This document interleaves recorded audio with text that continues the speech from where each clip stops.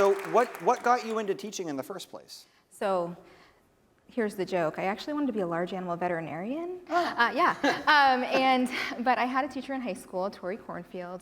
She was my public speaking teacher, and I was petrified of public speaking, but I was petrified of taking art and music classes more. So I took public speaking as my fine arts credit in high school, and she really brought me out of my shell. And she said to me, you know, Kelsey, you're really, really good at teaching your peers. You should really consider being a teacher. You should really consider being a teacher, over and over and over.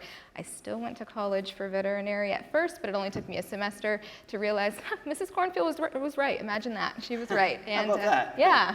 And you seem to be doing just great with public speaking now. You're here doing a wonderful job. Thank you very much. Of course. Yeah. What does it mean being a Teacher of the Year? What sort of things are you doing throughout the year? So speaking of public speaking, you know, a lot of people say, you know, why are you the Teacher of the Year? And honestly, for me, it is about being the voice of teachers and students and families in our state and showing the amazing things that are happening in Maine schools right now. And it's a complete honor to be that voice and be that representation statewide, but also in a few weeks I get to go to Washington, D.C. to meet my National Teacher of the Year cohort, which is 56 educators from the United States and the territories and the Department of Defense, and I'm so excited to bring a little bit of Maine to D.C. and to talk about the great things that are happening in Maine schools. That's super, and yeah.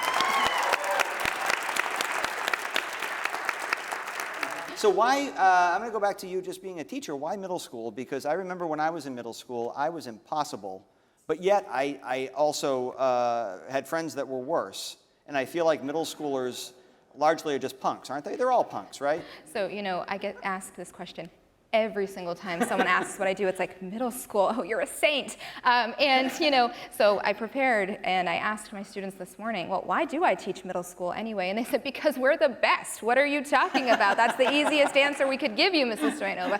And, you know, seriously though, there's something to be said for the confidence. I know it's an age of change for those kids, but they bring confidence into the classroom and they're ready to learn, and they're ready to learn alongside you and grow themselves as you know, vocal advocates for their education, and that confidence piece that they bring, and the humor, and you know, I'm also not the shortest person in the room yet.